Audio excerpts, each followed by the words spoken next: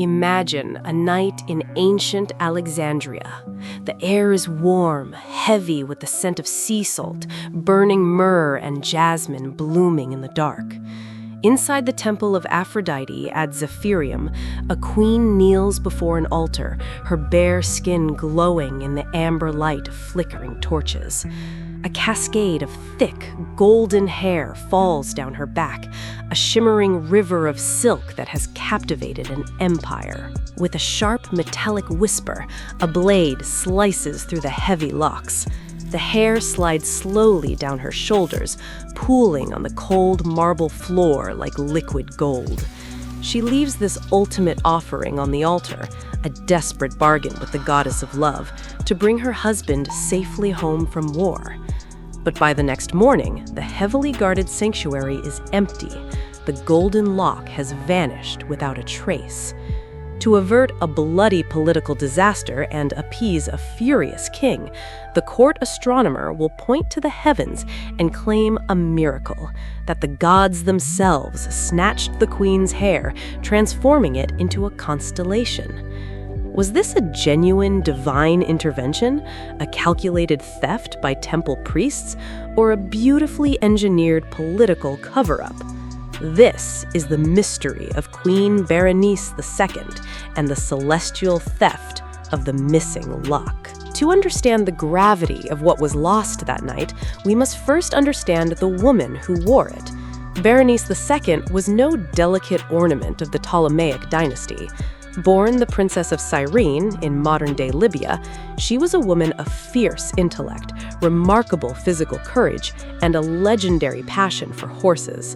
She was known to breed and train war horses herself, entering them in the prestigious Olympic Games and winning victories that cemented her status as a ruler of absolute power. But beside her reputation as a warrior queen was a magnetic, intoxicating beauty that drove men to madness. Her most captivating feature was her hair. It was not merely hair, but a crown of thick, heavy, sun-kissed gold. It caught the light of the Mediterranean sun like spun glass, flowing in luxurious waves that framed her face and draped over her shoulders. For her husband, King Ptolemy III, her hair was an obsession. Their marriage was a union of immense political consequence, but it was also fueled by a raw, mutual desire. To run his fingers through her thick, golden locks was to touch the very heartbeat of her power, a sensory tether that bound the two young monarchs together in the private, heavily perfumed chambers of the Alexandrian palace. Her hair was a symbol of their shared passion, their fertility, and the divine right of their dynasty. But this golden era of peace and passion was brief. Shortly after their wedding, Ptolemy was forced to leave her bed to lead his armies into the Third Syrian War. It was a brutal, treacherous conflict, and the survival of the king and the kingdom hung in the balance. As the months stretched into a long, agonizing year, Alexandria grew tense. A queen ruling alone is always surrounded by whispering rivals and lurking conspiracies. In her private chambers, the emptiness of her husband's side of the bed grew intolerable. The nights were long and sleepless, filled with the warmth of the Egyptian desert and the cold fear of a messenger bringing news of the king's death. Driven by longing and a desperate need to protect the man she loved, Berenice made a secret pilgrimage to the temple of Aphrodite Zephyritus, situated on a lonely, wind-swept cliff overlooking the sea. The goddess of love was also the guardian of sailors and travelers, the keeper of those who braved the treacherous currents of the deep. Kneeling before the statue of the goddess, Berenice made a vow of profound intimacy.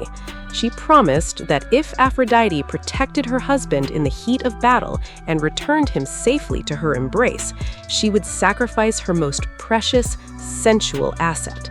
She would shear her legendary golden hair and place it on the altar as a permanent testament to her love. In 245 BC, Ptolemy returned, victorious and unharmed.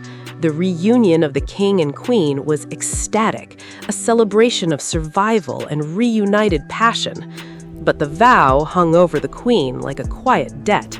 True to her word, and despite the protests of her court, Berenice returned to the temple to fulfill her promise. To cut a queen's hair was a shocking, visceral act. It stripped her of her traditional majesty, leaving her neck and shoulders bare, suddenly vulnerable to the cool night breeze. The heavy, fragrant locks, still sweet with the royal oils of the palace, were carefully arranged on a silken cushion on the altar. The heavy bronze doors of the sanctuary were locked, and elite guards were stationed outside to ensure no mortal could touch the sacred offering. But the next morning, when the high priest entered the inner sanctum to tend to the sacred fires, he gasped. The silken cushion was empty. The golden lock of Queen Berenice was gone. The news sent a wave of panic and fury through the royal palace. Ptolemy was outraged. The theft was not just a security failure, it was a deeply personal violation. To steal the queen's hair, an intimate part of her body offered to a goddess, was an act of high treason. Furthermore, it carried a terrifying spiritual implication. If the gods had rejected the offering, or if a thief had desecrated the temple, it was a dark omen for the entire kingdom. Ptolemy demanded answers. The temple guards, terrified and facing immediate, agonizing execution, swore that no one had entered or left the sanctuary. The doors remained locked from the inside. The mystery seemed insoluble, and the tension in Alexandria reached a boiling point. Who could have taken the hair, and how? One theory points to the temple priests themselves. In the ancient world, relics associated with powerful rulers were believed to possess immense spiritual and monetary value. A lock of hair from a legendary beauty, rumored to have divine favor, would be a priceless prize. Was it stolen to be sold on the lucrative black market of the ancient underworld?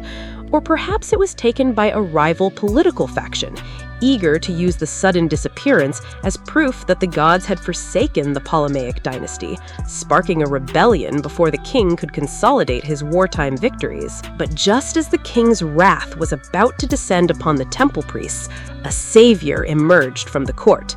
Conon of Samos, the brilliant court astronomer and mathematician, stepped forward with a breathtaking explanation.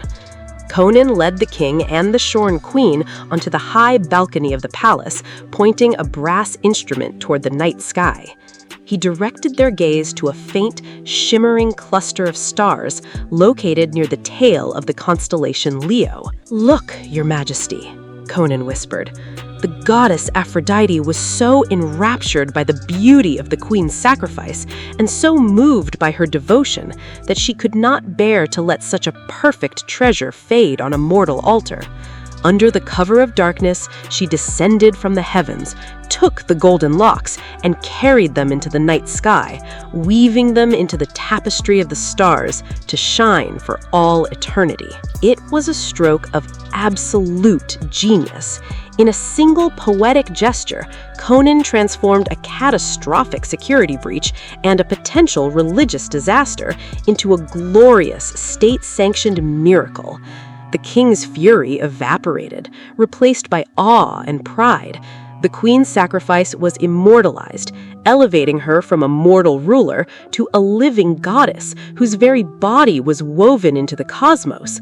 The guards were spared, the priests were cleared of suspicion, and the Ptolemaic dynasty's divine right to rule was secured. But historians have long suspected a deeper, more calculated conspiracy. Was the theft of the lock a pre-planned piece of political theater? It is highly likely that Conon, the temple priests, and perhaps even Berenice herself orchestrated the entire event.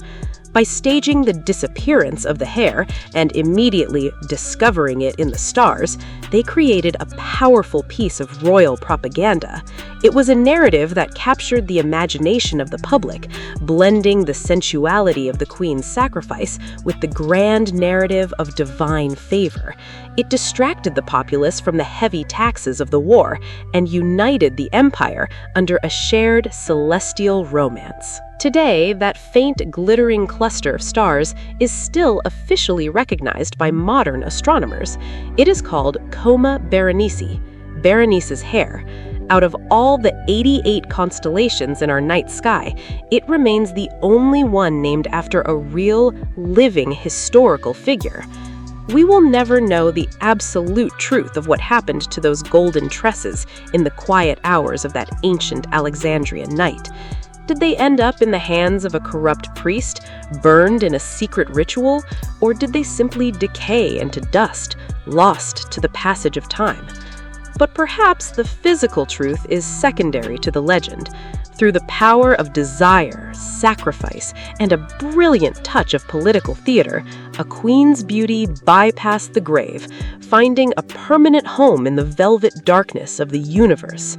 The next time you look up at the night sky, search for the faint, shimmering threads of Coma Berenice.